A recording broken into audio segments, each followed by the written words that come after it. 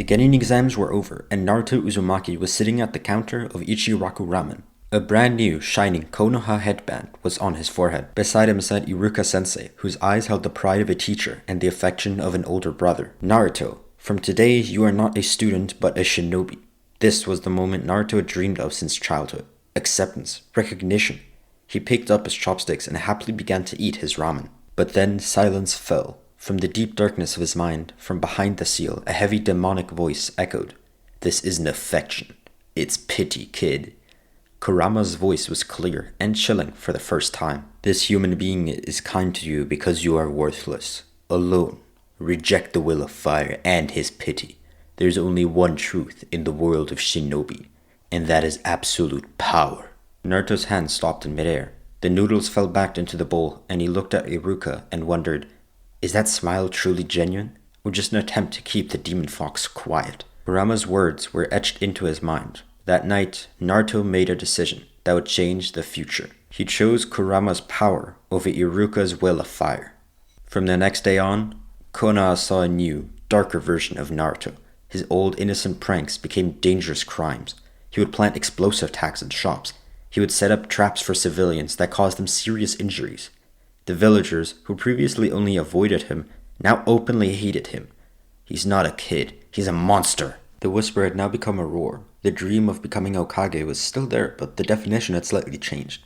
Now he didn't want the acknowledgement of the Hokage position, he wanted power.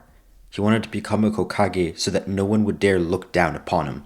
With Kurama's dark guidance, Naruto's chakra control improved at an abnormal rate, while the other genin were stuck on basic E-rank jutsu. Naruto was learning to control Kurama's chakra. The academy was now just a formality for him.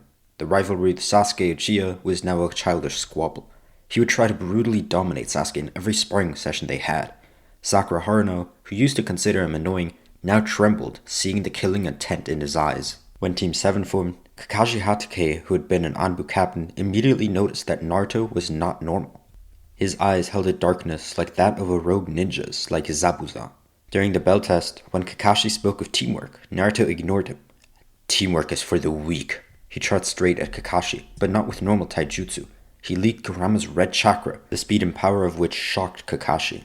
Kakashi had to reveal a Sharingan against a Genin because every one of Naruto's attacks was fatal. On the Land of Waves mission, Naruto's true violent nature came out in front of everyone. When the Demon Brothers ambushed them, Naruto did not panic. He tortured them before killing them. But the limit was crossed during the battle with Zabuza and Haku on the bridge. Naruto shattered Haku's crystal ice mirrors with brute force. When Haku sacrificed his life to save Zabuza, there was no sadness, no sympathy on Naruto's face. He kicked Haku's dead body and thought that Zabuza was foolish for crying over such weaklings. Emotions only slowed down a shinobi, he said. When Kakashi saw this, he realized he had failed his master Minato-sensei in raising his son. This was not just the Nine-Tails' influence, it was Naruto's own choice. In the Chunin exams, where genin from all over the world showed their skills, Naruto showed others what fear truly was. In the Forest of Death, he even forced Orochimaru to retreat. But the real horror happened in the preliminary round, when Kiba Inuzuka arrogantly challenged him. Naruto didn't have to use any flashy jutsu. He beat Kiba with raw physical strength, so severely that silence fell over the hall. Akamaru was too scared to even go near Naruto. Kiba's eyes held the fear of death. Then came Neji Hyuga. Neji was lecturing about destiny and fate. Naruto laughed at his philosophy. Fate is decided by those who are strong, Naruto said, and using Kurama's chakra, he stopped Neji's rotation by force. He broke Neji's arms and legs, physically crippling him. Hinata, standing nearby, started crying seeing this. The Naruto she admired was long gone. Orochimaru, who was in the crowd in disguise, licked his lips and muttered, Sasuke is just a talented Uchiha, but this boy, he is the true form of chaos. The finals, Gaara vs Naruto, was no normal match. It was a clash of two monsters. There was no talk no jutsu when Gaara transformed into Shukaku. Naruto summoned Gamabunta, not through friendship but through force. He beat Gaara until he was unconscious and covered in blood. Sasuke, lying in the hospital room, felt all this. He wanted power to kill Itachi, but Naruto's power was reaching the level of pure evil. Because of this, Sasuke's insecurities grew further. When Sasuke decided to go to Orochimaru for power, Naruto didn't even try to stop him. At the Valley of the End, he let Sasuke go. Why? Because in Naruto's eyes, Sasuke was now a pathetic weakling like the others. Instead of developing his own strength, he was going into the lap of a snake. For the next 3 years, Jiraiya trained him. Naruto learned the Rasengan and tactical skills and refined his summoning. But he ignored Jiraiya's philosophy of peace. Now, in the Shippuden era, when Akatsuki kidnapped Gaara, the Kazekage, Naruto went on the mission, but not to save a friend like in canon. Akatsuki shouldn't get another tailed beast. It's a resource management issue. Naruto's logic was simple. When Shio revived Gaara, Naruto looked at Gaara as if he was a lost cat that had been recovered. He continued to chase Deidara, and beat him so badly he was forced to blow himself up. Sakura was now afraid to stand with Naruto. Naruto's humanity was extinguished. Out of this fear and no hope for Sasuke's comeback, she retired from shinobi life and became an ordinary medic. When Naruto and Sasuke reunited at Orochimaru's hideout, Naruto laughed upon seeing Sasuke. "You are still the same, Sasuke. A runaway coward." Naruto launched a lethal attack on Sasuke without warning. If Yamato and Sai hadn't intervened, Sasuke would have died right there. Old friendships held no value for Naruto. Later, when he faced Kakuzu and Hidan, Naruto tested his new technique, Wind Style, Rasen Shuriken. He destroyed Kakuzu's cellular network. Kakuzu was suffering. But Naruto collected the money Kakuzu had on his body, and then turned him in for the bounty money from his dead body, and walked away with a cool mind and some extra cash. He left Hidan to Shikamaru, simply because he found Shikamaru's intellect useful. Naruto respected Itachi Uchiha, so he sought him out.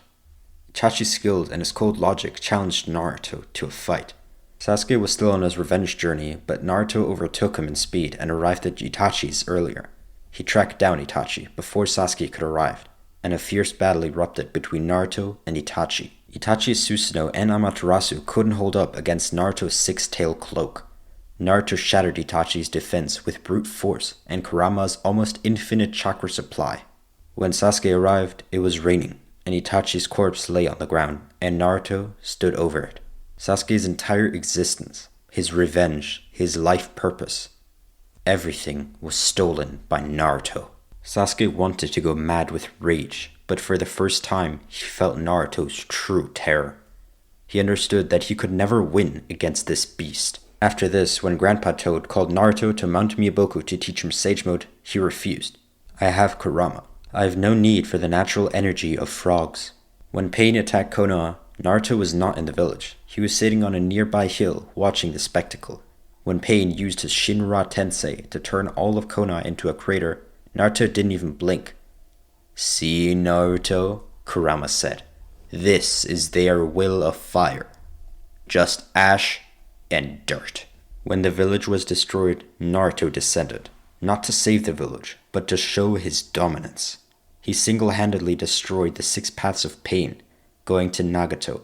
He didn't talk about peace. He killed Naruto and left the Rinnegan, considering it useless in the face of ultimate tailed beast power. As the Leaf Village slowly began recovering from Pain's attacks, the war began. The allied shinobi forces didn't trust Naruto. They knew his power, yes, but also his anger. But they realized they had no other option, and so Naruto became a general of the war. He gave Kurama's chakra to all his allies, not for protection, but to control their movements. The soldiers were pawns to him. "Sacrifice is necessary to win," he said, sending thousands of ninjas to their deaths. But this was the point where things began to change. When he fought the reanimated Itachi again, Itachi made him understand that power comes alone, but success doesn't have to. Then came his fight with Obito Uchiha.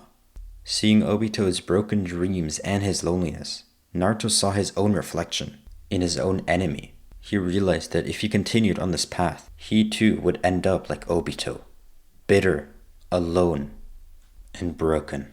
After this realization, he spoke to Kurama, not for friendship, but for a deal. "We hate each other, Kurama. But if we want to live, we have to fight together.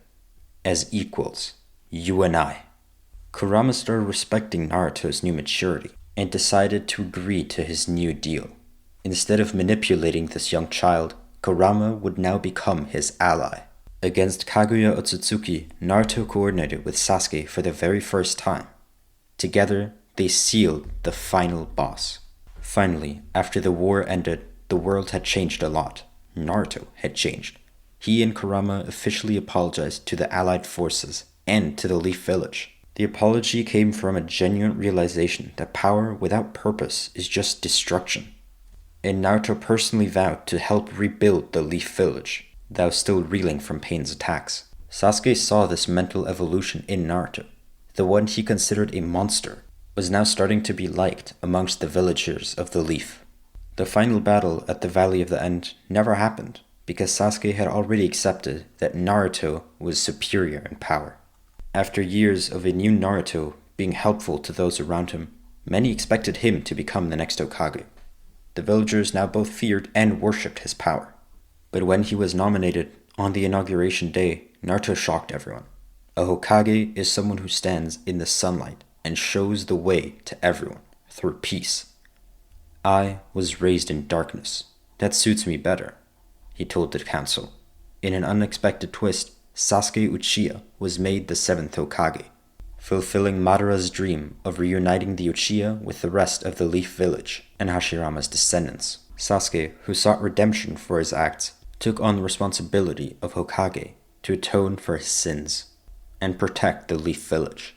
And Naruto Uzumaki, he became the most powerful shinobi in Konoha and the world, the Shadow Hokage. He worked in the shadows outside the village. He didn't want the Hokage throne, and he didn't want the credit either. He had the Hokage's power, and that's what mattered. But he used it for the village. Not to control it, but to protect it. Whenever Konoha faced trouble, the enemy had to face the glowing red eyes and Kurama's power in the darkness before meeting the Hokage Sasuke. Naruto showed the world that sometimes to bring light, you have to embrace the darkness. And that's where the story ends. I hope you enjoyed, and I'll see you in the next one.